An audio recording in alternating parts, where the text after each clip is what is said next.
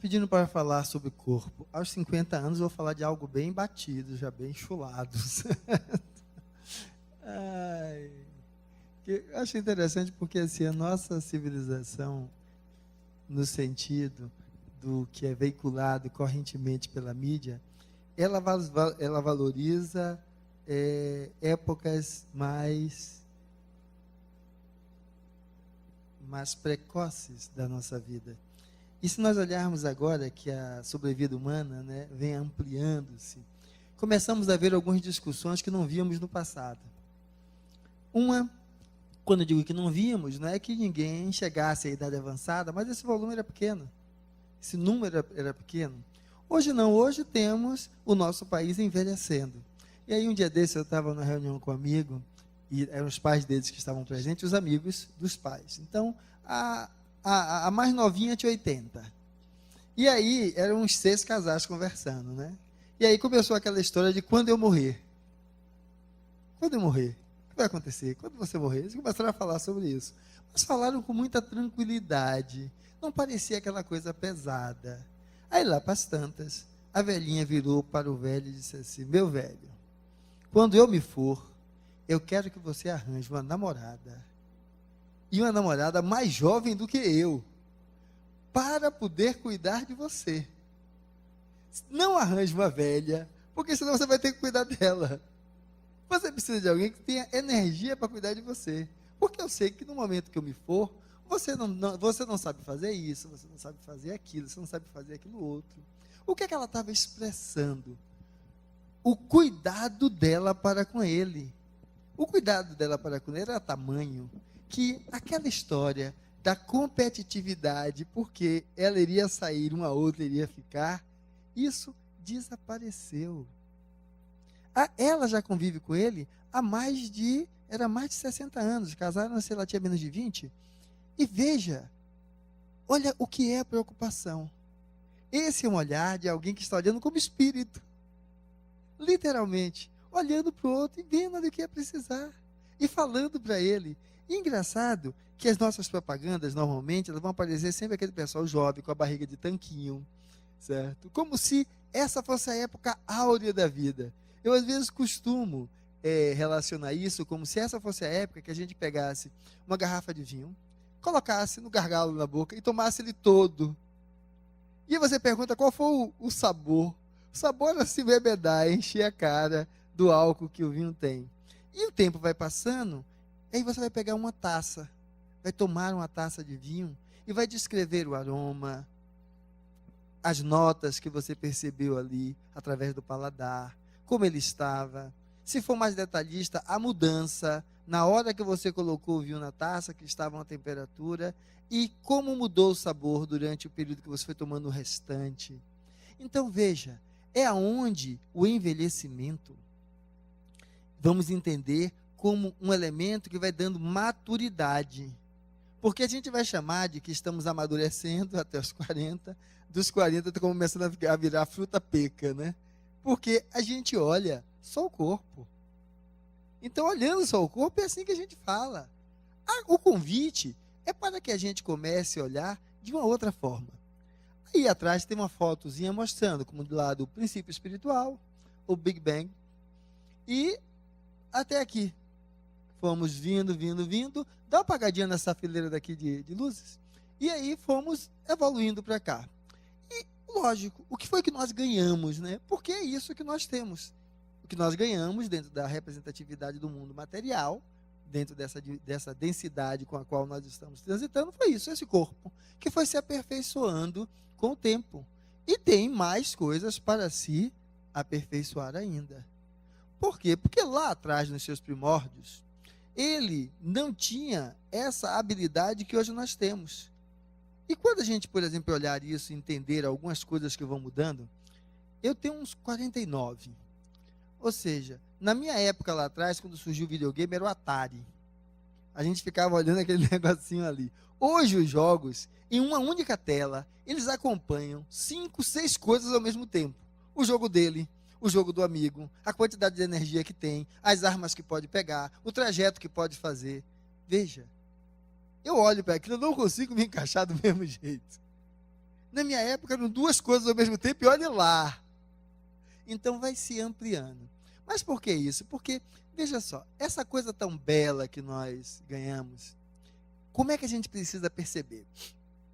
Porque na maioria das vezes a gente se queixa muito. Porque nós nos achamos com galardão a partir daquilo que a gente recebe. Então, ou seja, se final de ano a empresa onde eu trabalho resolveu bonificar cada um dos seus trabalhadores, e aí me deu um golzinho 0. Go up. 0. Eu fico felizão da vida. Olha assim, subo ao palco já. Só que aí, para o outro, em vez de um gol, ela deu um sorento. Aí eu já começo a me sentir menor. Para o outro, ela, em vez de dar, de dar a ele um sorento, ela deu uma BMW. E eu já vou me sentindo menor. Ao outro, ela deu uma Ferrari. Pronto, eu me achei com o meu Go Up, o lixo do que estava ali. Porque nós temos esse hábito de colocar lá o valor. Agora, se o contrário, todos tivessem ganho uma cestinha de Natal, aí eu estava feliz da vida. Mas na realidade é, o que eu vou fazer com o que eu ganhei? Porque imagine, tem gente que pega a Ferrari, tranca dentro de casa e fica lá só lustrando ela com pano. Então, a pergunta é, esse veículo que você recebeu foi o seu corpo. E a pergunta, o que você está fazendo com ele?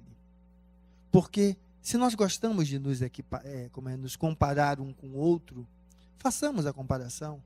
Porque eu acho que vários caminhos levam ao encontro com o Pai, seja ele qual for, porque todos os caminhos são os caminhos da vida e vamos aprender com ele. Então, compare. Compare assim, o que eu faço com o que eu ganhei, o veículo que eu ganhei.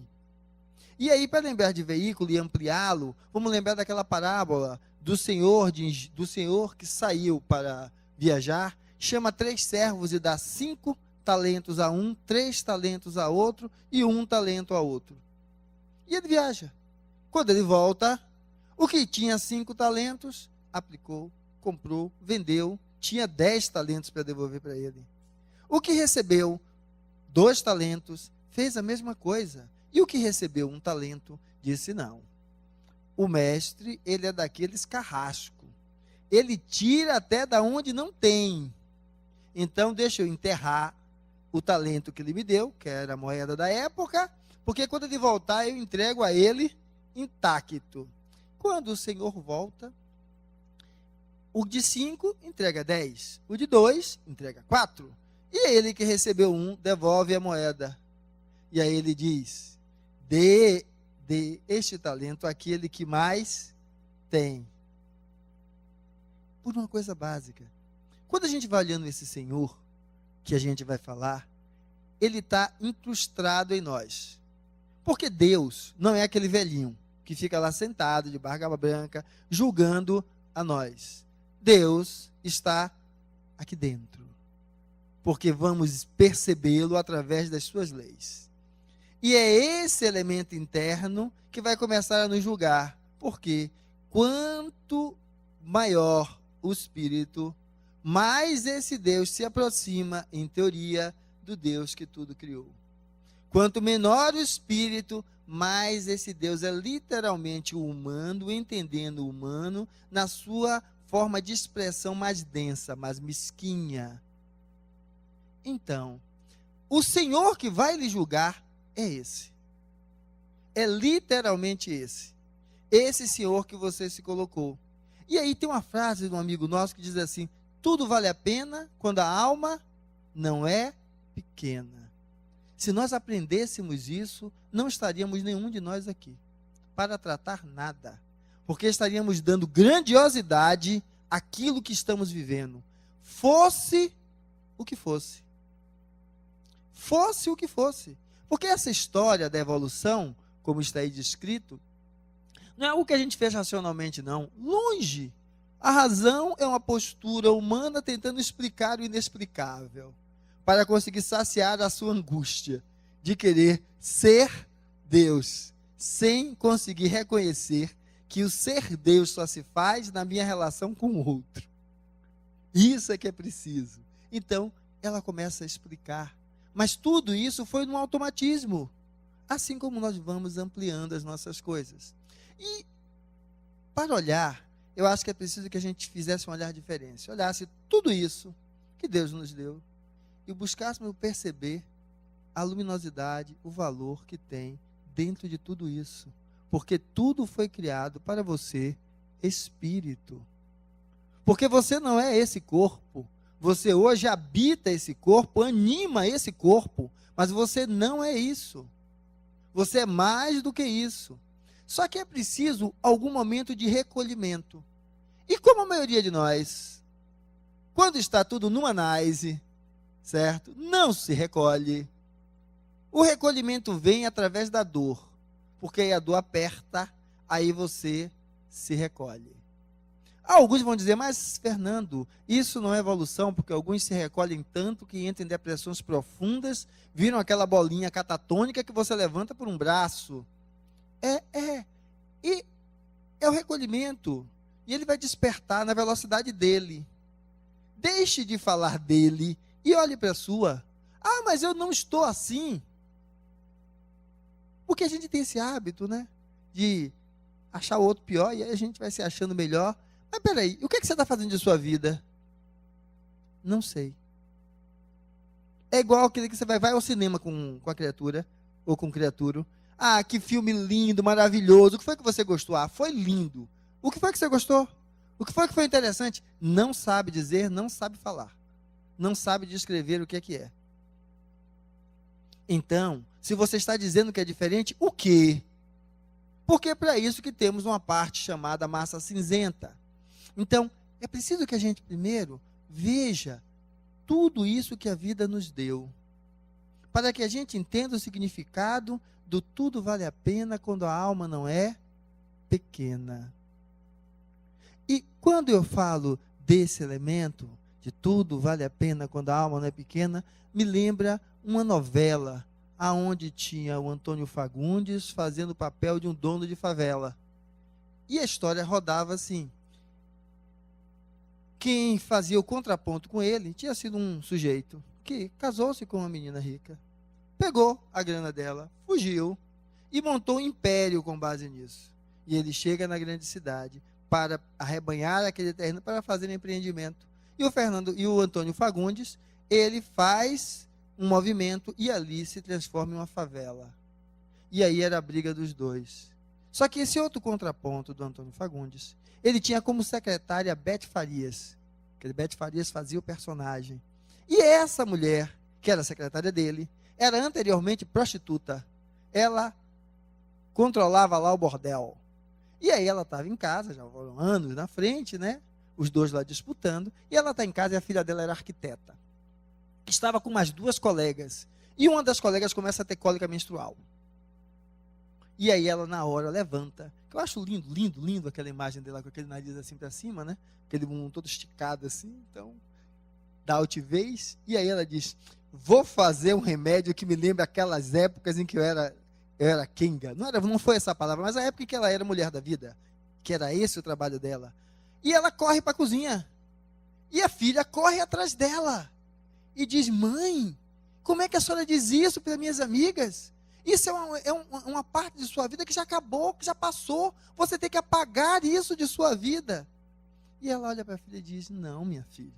Se eu apagar um pedaço da minha vida, eu deixo de ser eu. Porque tudo que eu sou hoje é justamente resultado de tudo que eu vivi. E em cada coisa que eu vivi, muito me ensinou, que constitui essa pessoa que está aqui. Eu achei lindo aquilo, porque justamente, para mim, é quando você faz isso, você faz essa ampliação. Porque a maioria de nós está aqui porque não consegue olhar para si mesmo, dando valor a essa coisa pequena que acha que está vivendo.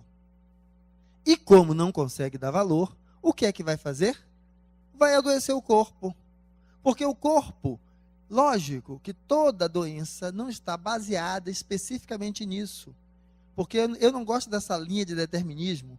O que é que acontece? Por que não? Porque, por exemplo, gato, cachorrinho, não adoece, tem câncer, problema de tireoide, osteoporose. Faz mal a alguém? Não. Tem consciência? Não. É porque todo o corpo físico é finito. Mas então do que é que eu estou falando? O seu valor, sabe onde é que está? O que você faz da carcaça que você recebeu. O que é que você faz desse corpo? Aí vai estar o seu valor. É a isso que a vida lhe convida. Então, o que você está fazendo? Porque esse corpo, ele é esplêndido. Veja que a Beth falou daquilo e com essa altivez. Verdadeiramente. Por quê? Porque tudo que é vivido, se olhado desse jeito, ele tem algo a lhe ensinar. Você ainda pode estar com a cabeça enterrada na areia, como faz o avestruz, porque não é capaz de olhar para a sua vida com a grandiosidade que é a vida em si. Então você se esconde de si mesmo. E a proposta, quando a gente vai falar de um corpo, de poder olhar desse jeito, é nós podermos começar a entender que o valor desse momento. A forma como você olha para isso vai refletir um pouco do valor que você dá à vida. Porque alguns vão olhar nisso daí e imaginar as coisas mais nefastas possíveis. E outros, a coisa mais bela possível. Quando você olhou, na hora que eu projetei, o sentimento que veio está revelando como você está. Não é como você é, mas como você está. Então, e o que está vindo agora, quando eu começo a falar outras coisas, são outros elementos seus que você precisa agregar e integrar, para não olhar apenas em um único viés. Porque vejam, este momento fantástico que está aí presente, e a gente vai dizer assim, mas o que é que esse diacho tem a ver com a reunião de desobsessão? A maioria dos nossos problemas com o outro ocorrem por causa de laços afetivos que viram feridas. Viram feridas. E a maioria tem esse nível de intimidade, que é o mais fácil, ou outros. E aí a pergunta agora é, o que é que você está fazendo com isso na sua vida? Aí alguns vão dizer o seguinte, mas eu já estou velho, a lei da gravidade atuou sobre tudo, e nada disso existe mais. Cada vez que a vida humana está avançando, você começa a ver agora, a se falar inclusive de sexo saudável na terceira idade. Alguns chamam de melhor idade, alguns não gostam, mas nessa faixa etária mais além. Lógico, se nessa faixa etária eu estou querendo ser igual a um jovem viril de 16, 18 anos, isso é impossível. Agora, qual é a troca que você faz nesse momento? É só de fluidos? Fluidos no sentido de fluidos materiais? Que troca você faz? Para que você comece a perceber, então, se às vezes o que você está fazendo com o seu corpo é algo que você está fazendo como faz com a máquina.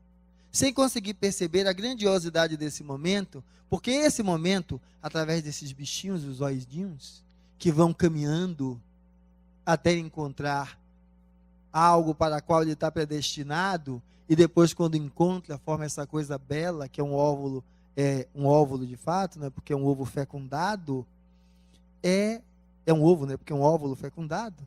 E o que é que a gente vai ver? Se você olhar como sai de uma célula e chega para o que nós somos, é impossível de ser obra do acaso.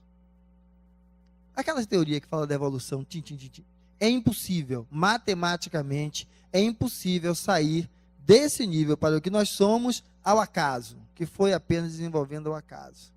Então, uma das coisas que eu comecei a olhar isso é ver Deus. Ver Deus. Olhar para o corpo humano, para mim, é ver Deus. Que perfeição ele foi criado. Ele pensou até em como nós somos, seres extremamente responsáveis, que a gente usa assim, ó, com o máximo de cuidado. E aí ele deixou uma coisa chamada reserva funcional em tudo que é órgão. Então a gente enche a cara de cachaça, o fígado metaboliza, consumindo até uma porção dele, a outra se regenera. Os rins ele nos deu 2. A gente perde um, o outro substitui. Pulmão, 2. Se perder um por trauma, o outro substitui. Com o envelhecimento, vamos desgastando esses órgãos, e lógico, vai acabando a reserva funcional, mas ele vai resistindo mais tempo, porque ele já foi criado com um plus a mais. Então, a pergunta é, essa coisa linda que você recebeu, o que você está fazendo dele? E isso é importante? Eu acho que é importante, porque às vezes, quando a gente está no centro espírita, principalmente, aqueles que já são mais adeptos, vai dizer que a vida física é uma imagem imperfeita da vida espiritual. Eu pergunto, e ora bolas, quem é que está vivendo aí? Quem está vivendo aí? Meu braço sente alguma coisa? Eu perdi o cotoco dos dedos? Minha mão sente alguma coisa? Não.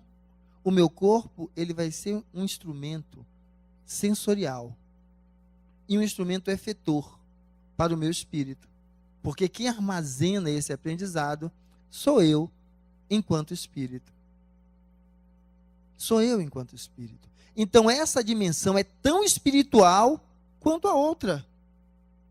Tão espiritual quanto a outra. Mas, Fernando, do outro lado, é só energia, é só coisa fluida. Não. Quando a gente sai do corpo físico, como é que a gente se apresenta? Através de uma estrutura que chamamos de perispírito. E o perispírito é o quê? Um componente semimaterial. Sabe o que é semimaterial? É algo que você não consegue explicar direito o que é. Você está entendendo que é matéria também, mas não igual a nossa. Ou então, uma palavra mais bonita, matéria quintessenciada. É matéria. Literalmente, matéria. Então, o lado de lá tem uma porção material, assim como o lado de cá também tem. Para a gente entender isso em nosso lar, o nosso amigo André Luiz, para ir aonde a mãe estava, ele desdobra do corpo perispiritual que ele estava no nível vibratório dele. Deixa aquele corpo denso nas câmaras de regeneração e vai à dimensão onde a mãe estava. Ou seja, entender que não há nenhuma inferioridade nesse estado de vida que nós estamos vivendo. Não existe nada de divino, de angelical, num outro ponto. Transforme a sua vida hoje em algo divino, em algo angelical, assumindo o humano que você é. Porque é essa a proposta para que a gente possa entender que essa coisa linda que a gente colocou aí, esse óvulozinho bonitinho, ele está pedindo para a gente que tire as vendas dos olhos. Porque a pergunta é exatamente essa. Vamos voltar às nossas crianças. Eu tenho uma de 6, uma de 8. E agora está na escola. E aí a gente quer que ela aprenda a somar 1 mais 2 mais 3 mais 4. Quer que aprenda a ler a letra, juntar, formar sílaba, depois formar palavra. Se ela não faz, a gente acha que é um absurdo. No passado dava umas palmadas, né? Porque achava que criança era igual a chantilly. Quanto mais você bate, melhor fica. Hoje, já entendemos que isso não é a resposta. Mas veja só. E como é que você faz com você? Porque às vezes você está fazendo igualzinho. Você está dando mais porrada em você para ver se a casca quebra e você enxerga de outro jeito. Como é que é dar porrada em si mesmo? É se sabotar. Autossabotagem é algo fantástico. Eu vou falar do gordinho, mas tem diabético magrinho também. A criatura, ou criaturo, é gordinho. E todo gordinho, vai ficando gordinho, tem uma propensão alta de desenvolver diabetes, tipo 2. Porque tem muita gordura e a gordura vai criar uma resistência à insulina. Como é que controla o diabetes? Primeiro vai dizer assim, eu não quero tomar remédio, porque remédio intoxica o fígado. A gente diz, ótimo, então faça dieta e exercício. Mas exercício eu tenho preguiça. E como é que eu vou deixar de comer o que eu gosto? Parece igual aquela criança que não queria aprender a somar 1 mais 1 igual a 2. Porque veja, se não toma remédio, não faz exercício, nem faz dieta, vai acontecer o que com diabetes? Vai elevar tudo. E a doença é miserável, porque ela vai lhe carcomendo por dentro. Quando aparece o sintoma, já não tem muita coisa para a gente fazer para reverter. Tem como fazer para não piorar o resto. Aí vai terminar a vida como? Cega, porque reduz a visão. Os dois olhos, destrói o fundo do olho. Dá catarata também. Vai terminar ainda com as pernas amputadas, porque entope os vasos e vai perdendo os pedacinhos, dedo, pé, perna, coxa, as duas pernas amputadas. Numa cadeira de rodas, porque sem as pernas tem que ir para lá, e ainda fazendo hemodiálise. Porque o rim vai embora e para sobreviver tem que fazer hemodiálise. Tudo isso passível de ser evitado. Bastava que ela atentasse para 3 orientações básicas: medicação, exercício e dieta. Que vai se encaixar da mesma forma, com repercussões menos drásticas de outra doença chamada hipertensão arterial. As duas juntas vão juntar aí quase que 30% da maioria das coisas que acometem a gente e leva os indivíduos para fazer hemodiálise. E veja, é tirar a venda dos olhos. Porque se hoje a gente não consegue entender que se eu não consigo controlar aquilo com que eu me alimento, eu estou criando a doença para mim lá na frente. Então infartou aos 45, por quê? Os hábitos de agora. Fez um AVC, por quê? Os hábitos de agora. Então é tirar as vendas para nosso compromisso. Então a primeira coisa é dizer: eu estou com um problema. Eu sei o problema que tenho. E o que é que eu preciso fazer para resolvê-lo? A primeira coisa é tirar a venda dos olhos. Porque enquanto não tirar a venda dos olhos, vamos continuar tal como antes. E que venda dos olhos é essa que eu estou representando? É mais ou menos isso que está aí. Eu não comecei dizendo que eu sou um espírito, e esse é mais um corpo que eu estou vestindo, e já vesti outros. Então, vamos buscar reconhecer quem você é, além desse corpo. Mas não olhe esse corpo como se fosse uma casquinha que joga fora. Porque às vezes a gente olha assim, que é aquela história de que a vida física não vale nada. Não, a imagem seria essa outra. Tudo que você vive neste corpo, ele é extremamente importante, porque o que você é hoje é uma resultante de tudo que você viveu enquanto experiência. E aquilo que você está vivendo agora nesse corpo também se somará a isso. Então a pergunta para nós é: o que eu estou fazendo?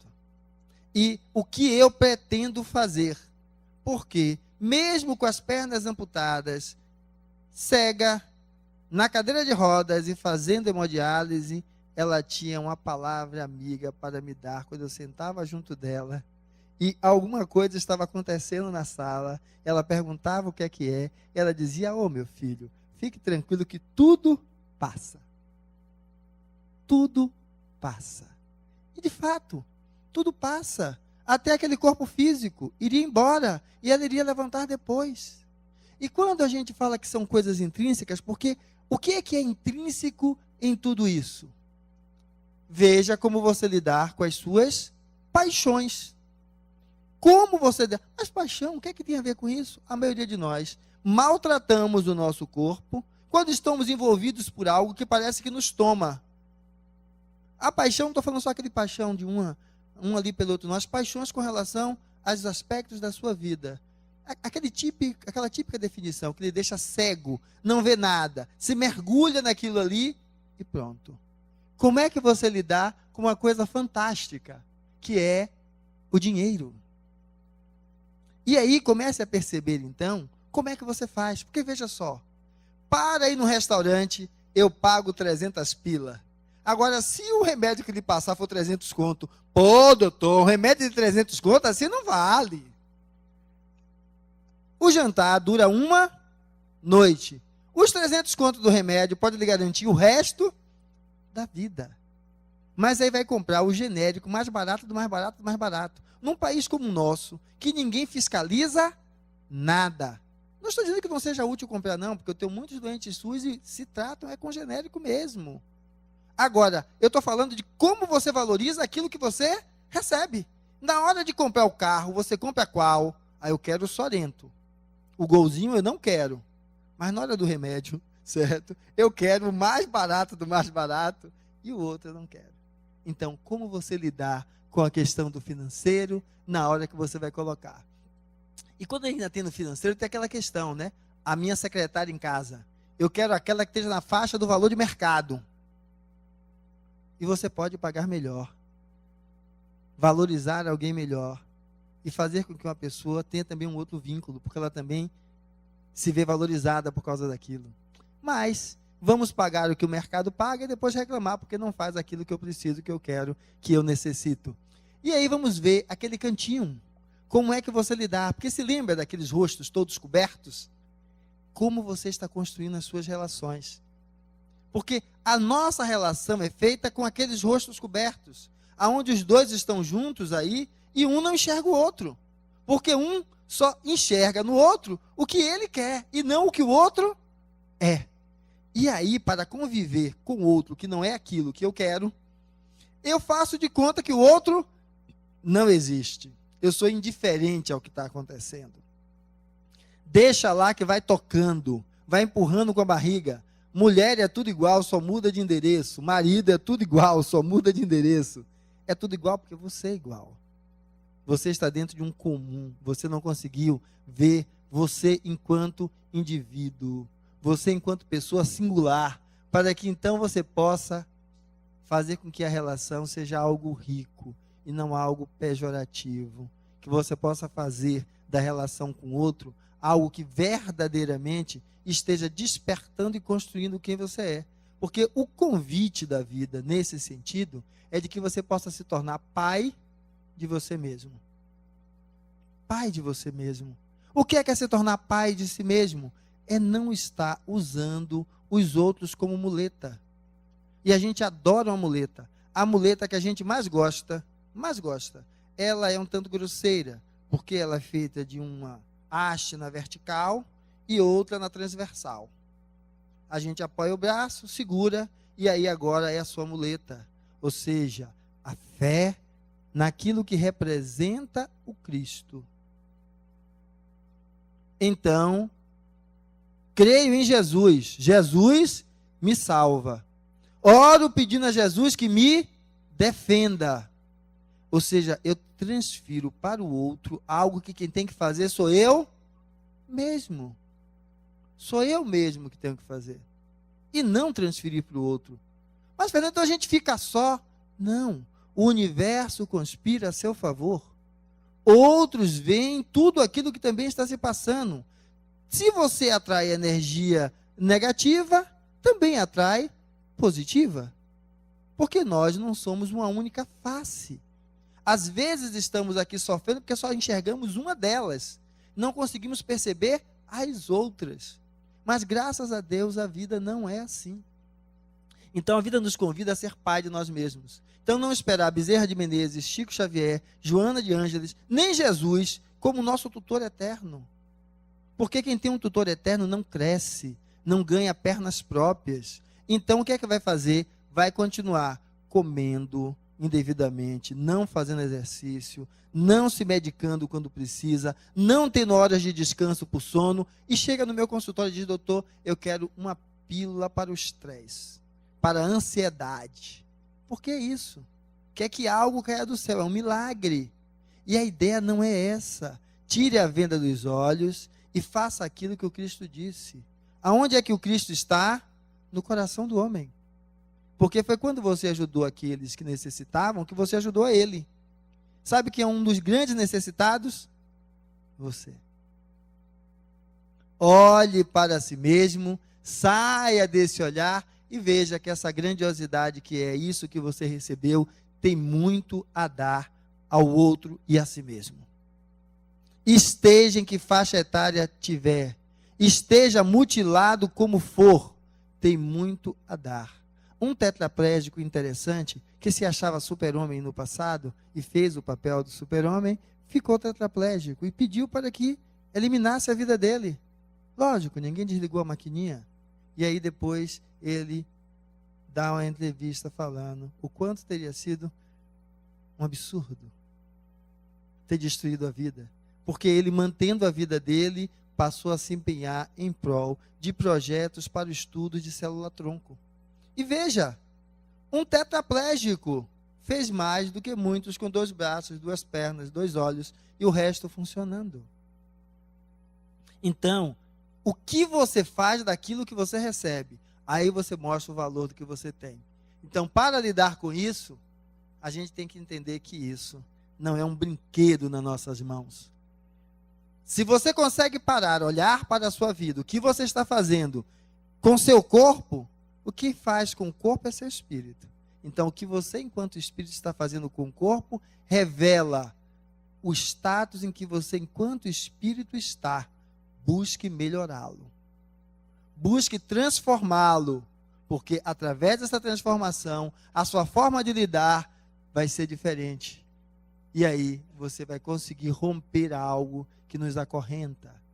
Romper o paradigma cristão, que não é cristão, é o paradigma adâmico do crime, culpa e castigo. Ou seja, pequei, sou culpado e tenho que pagar por isso. Não é isso. Tu tá na pior? Tá. Tem muita gente precisando de quem mesmo na pior possa ajudar. Você está a fim de trabalhar? Ou você quer só ficar aí chorando o que seu corpo não tem? É o que você vai fazer quando entrar naquela sala. Na hora que sentar. Os espíritos vão estar lá, aqueles que estão por equívoco e ignorância atrás de cada um de vocês. Na maioria das vezes relacionado a isso, né? A própria culpa do que fez nessa, em outras encarnações. E aí você vai dizer a ele a mesma coisa. Deixe que a vida me ensina. Se liberte e vá viver a sua vida. Porque tem muita gente aqui apta a lhe ajudar. Se você, em vez de estar perdendo tempo comigo, se libertar, o que me deixaria feliz é a sua liberdade. E ele vai dar aquele risozinho, né? Você acha que eu vou deixar você folgado? Aí você vai responder para ele também. Quem lhe mantém aqui não é você, sou eu. Eu é que lhe mantenho comigo, porque na hora que eu mudo, você não tem onde ficar. Como eu ainda estou em uma lenta escalada de mudança, eu espero que você vá para um lugar melhor. E tenha certeza que se eu não mudar, outro igual ou pior a você passará a me acompanhar. Porque é assim que se dá os elos da obsessão. E aí então o convite é que a gente rompa tudo isso e deixe de ver o espiritual como essa coisa manipulável para entender o espiritual como um convite ao despertar da consciência. E quando ele sente em seu coração que a sua proposta é se transformar em algo melhor a cada dia, ele começa a entender que para ele isso também é possível. E se libertar da onde está. Porque para estar onde ele está com você, ele está sem afetos que o envolvam, acolham e compartilhem construindo com ele. Então, é preciso que ele saia dessa visão e possa perceber que não tem como. Porque se assim ele continuar, na dor ele vai viver, na dor ele vai prosseguir. E a vida é um elemento que caminha automaticamente e ele vai ver que, quer queira, quer não, demore mais ou menos tempo, a vida vai trazer ele de volta à vida física. E aqui ele estará tão exposto aos outros que veem nele também um algoz, como hoje você está. Porque é preciso entender que isso acontece automaticamente, como diz o nosso amigo André Luiz, em Evolução em Dois Mundos. O retorno à vida física é certo. Quanto tempo vai demorar? Varia. Agora entenda que esse retorno, que será o seu também e o meu, vai depender do espírito que você é. O espírito que você está construindo agora. O que passou já foi. Não tem como mudar. Mas o que você é, tem como mudar. Tem como fazer diferente. E aí ensine ao seu obsessor através do seu exemplo. Desobsessão é libertar-se, se desacorrentar através do exemplo, ajudando o outro também a mudar. É um ato de carinho, aonde é preciso que a gente possa perceber que quem nos faz somos nós mesmos. E aí, para nós irmos encerrando em homenagem ao corpo, eu lhe diria: Senhor, muito obrigado pelo que me deste, pelo que me dás, pelo ar, pelo pão, pela paz. Muito obrigado pela beleza que meus olhos veem no altar da natureza. Olhos que contemplam o céu cor de anil e se detêm na terra verde salpicada de flores em tonalidades mil. Pela minha faculdade de ver, pelos cegos eu quero interceder, por aqueles que vivem na escuridão e tropeçam na multidão, por eles eu oro e a ti imploro comiseração, pois eu sei que depois dessa lida, numa outra vida, eles enxergarão. Senhor, muito obrigado pelos ouvidos meus, ouvidos que ouvem o tamborilar da chuva no telheiro, a melodia do vento nos ramos do salgueiro, a dor e as lágrimas que escorrem no rosto do mundo inteiro.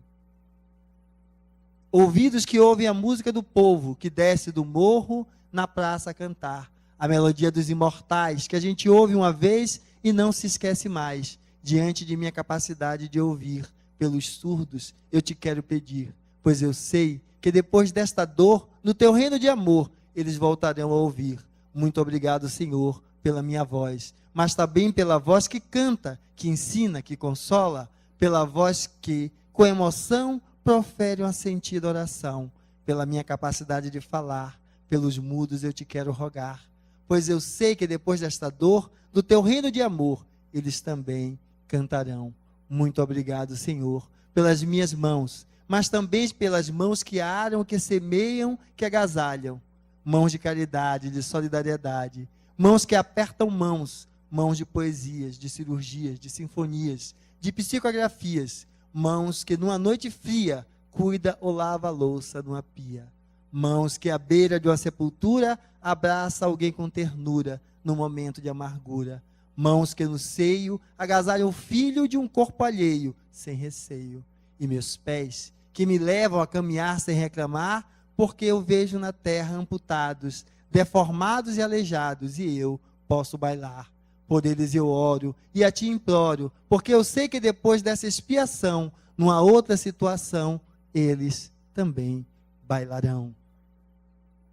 Dá sentido àquilo que vive, para aquilo que nos distingue dos animais que ainda não possuem o elemento racional como nós o temos, verdadeiramente distinga o que você vai fazer da sua vida, do seu corpo, da experiência que você, enquanto espírito, está passando aqui e agora. Então, não busque apenas uma pílula mágica. Proponha-se, através do conhecimento e do saber, desenvolver o sentir cada vez mais na capacidade de Deus no outro ver.